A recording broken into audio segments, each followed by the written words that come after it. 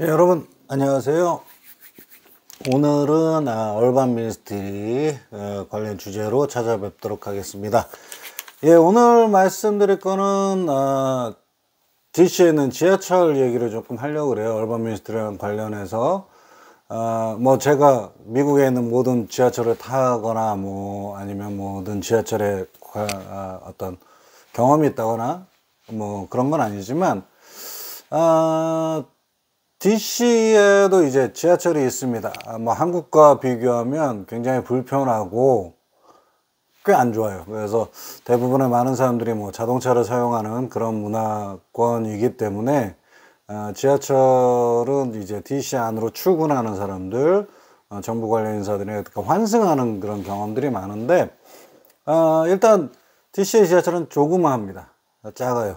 그래서 뭐 문을 봤을 때 이제 제 팔을 양쪽을 딱 벌리면 이쪽 문에서 이쪽 기둥하고 저쪽 기둥을 다 잡을 수 있는, 그래서 제가 팔을 벌리면 문 하나 전체를 뭐 커버할 수 있는 그런 정도고, 뭐 주변에 의자나 이런 거를 보면은 의자가 2열로 이렇게 돼 있다가 뭐 하여튼 한국의 의자하고 조금 달라요. 이렇게 양옆으로 되어 있는 한국의 배치라면 가로 배치가 돼 있어요. 가로 배치로 돼 있고, 그 다음에 반은 이쪽을 보고 반은 뒤쪽을 보고 이런 식이 돼서 방향에 따라서 뭐 뒤를 보면서 가게 되기도 하고, 그 객차가 되게 작기 때문에 상당히 흔들림이 큽니다. 그래서 저 같은 경우는 자주 멀미를 느끼는 그런 불편함도 많이 느꼈고. 그런데 얼반 미니스트리랑 관련해서 보실 수 있는 특징은, 첫 번째로는 지하철 요금이 상당히 비싸요.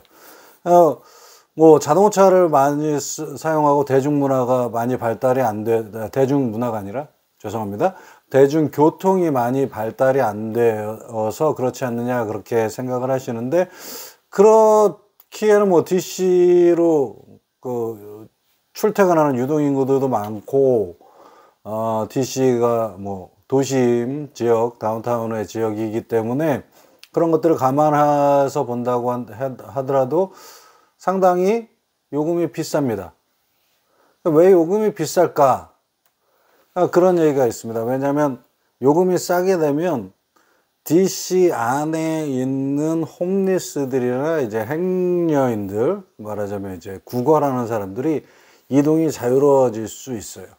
그래서 이동에 어떤 제한이 있다라고 얘기를 할 수 있는데, 이런 제한을 두기 위해서 지하철 요금이 비싸다.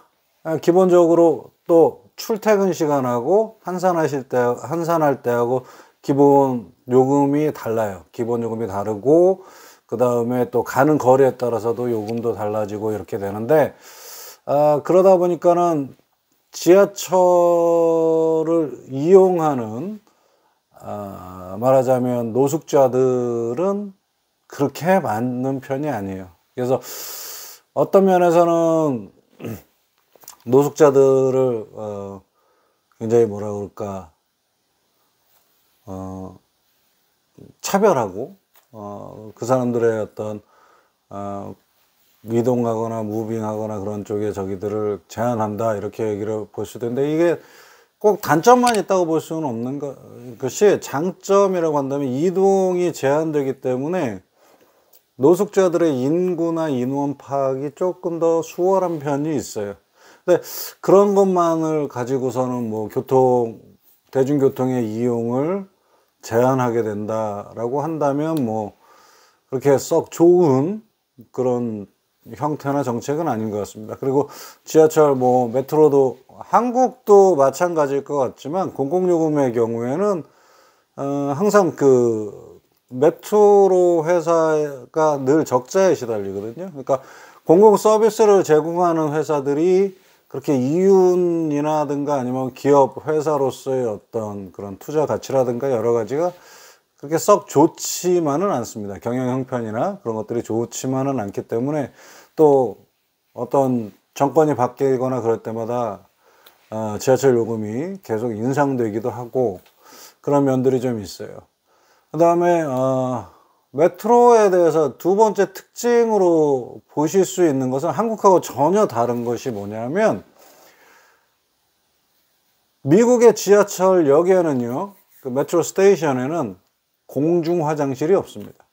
공중에 화장실, 그러니까 뭐 급한 일이 있으면 어떻겠냐 얘기를 하시는 분들도 있고, 실제로 저도 한 15년쯤 전에 이제 기차가 전철이 연착이 된 거예요, 메트로가. 그래서 연착이 돼서 간신히 타가지고 제가 내리는 곳에서 내렸는데, 제가 내린 곳에 15년 전, 지금은 좀 많이 달라졌습니다만 15년 전만 해도 제가 내린 그 역사 주변에 아무것도 없었어요.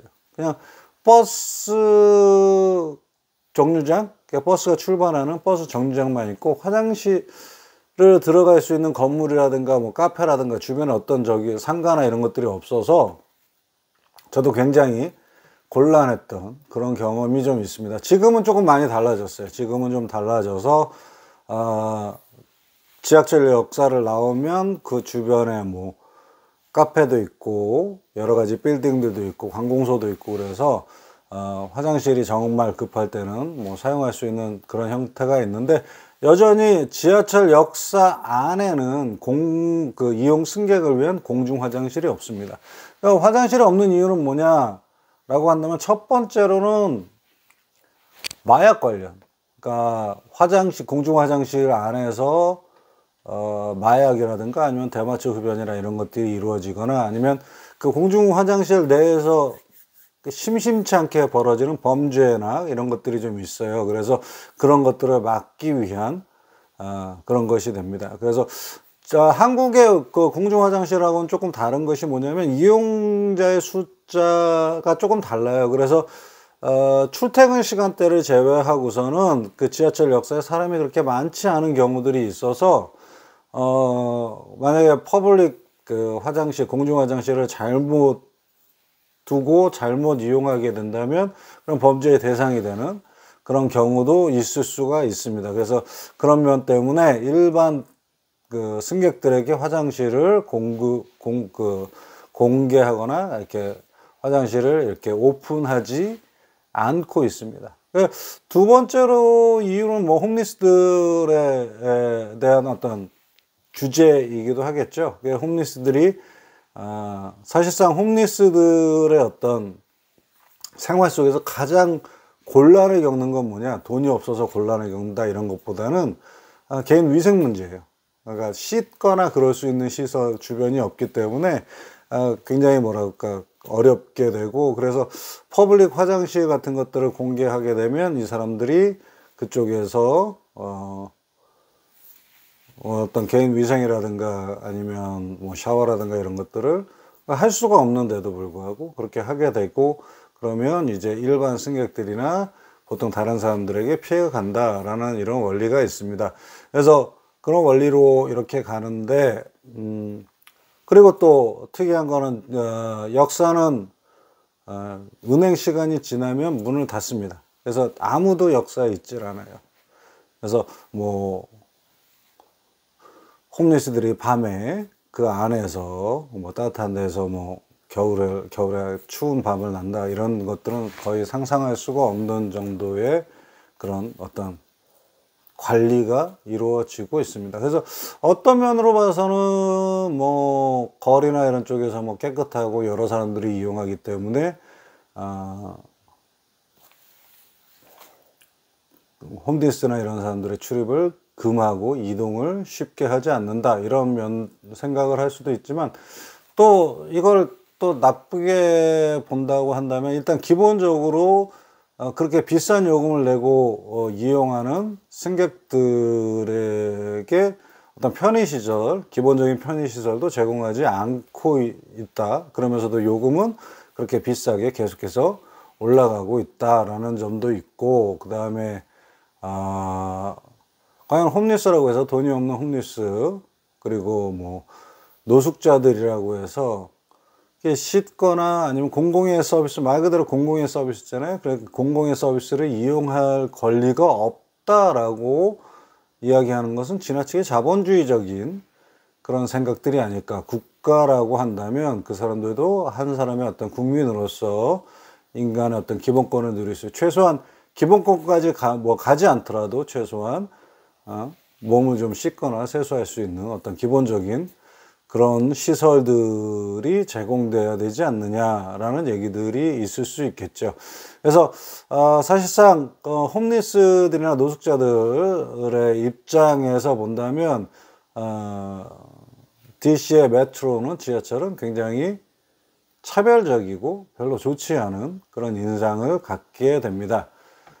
예, 오늘은 미국의 지하철, DC의 메트로를 중심으로 해서 홈리스랑 관련된 어떤 정책들 아니면 그런 현 실태들을 좀 생각해 보았습니다. 예, 그러면 다음 시간에 또 찾아뵙겠습니다. 감사합니다.